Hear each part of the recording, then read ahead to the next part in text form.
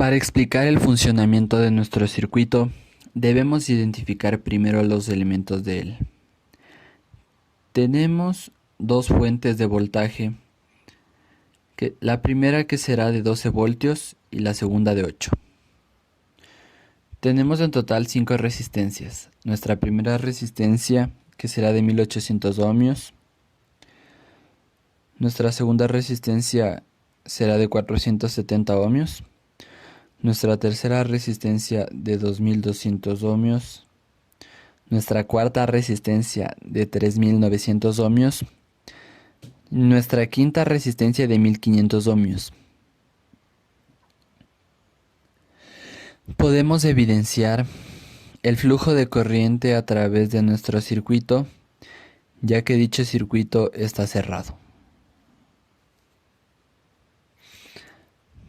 Podemos ver que fluye la corriente empezando de nuestra primera fuente de voltaje, llegando a nuestra primera resistencia de 1800 ohmios, en la cual se divide nuestra corriente en nuestra resistencia de 470 ohmios y nuestra resistencia de 2200 ohmios.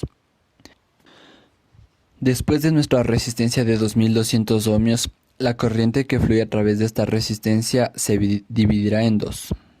En nuestra corriente que fluye a través de nuestra resistencia de 3900 ohmios y la corriente que fluye a través de nuestra resistencia de 1500 ohmios. Pero al tener nosotros una fuente de voltaje de 8 voltios que proporciona una corriente a nuestra resistencia, habrá un choque entre las dos corrientes. Al tener aquí un valor de la corriente de 2,13 miliamperios en nuestra resistencia, sabremos que es mayor el valor de la corriente que sale de nuestra fuente de voltaje a la corriente que llega de esta parte de nuestro circuito. En nuestra práctica número 3, el objetivo es determinar y analizar cómo se realiza el cálculo de voltaje por nodos, para lo cual calcularemos nuestro voltaje en nuestro primer nodo, que será de donde sale nuestra primera fuente de voltaje, que podremos ya determinar que será de 12 voltios. El nodo de aquí, que es el nodo donde llega nuestra resistencia de 1800 ohmios y donde salen nuestras resistencias de 2200 y 470 ohmios. También en este nodo de aquí, a donde llega nuestra resistencia de 2200 ohmios y de donde sale nuestra resistencia de 3900 y de 1500 ohmios.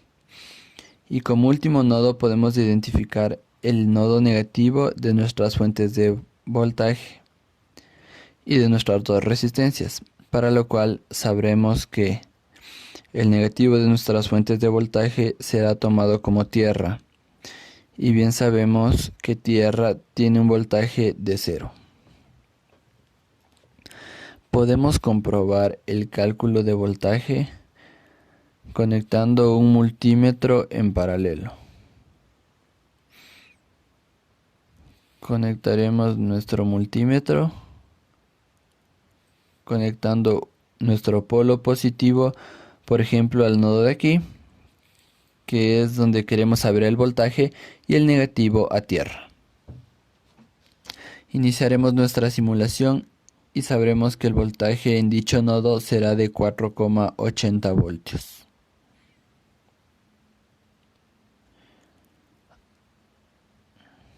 Así iremos calculando de nuestro nodo, que es el nodo de aquí, para lo cual conectaremos nuestro polo positivo en este nodo y el polo negativo en tierra e iniciaremos la simulación. Podemos ver que en este nodo hay un voltaje de 2,82 voltios y estos serían los dos voltajes requeridos en nuestros nodos, ya que, como ya se mencionó, ya sabemos del voltaje en el nodo de aquí, ya sabemos del voltaje en el nodo de acá y nuestro voltaje en tierra.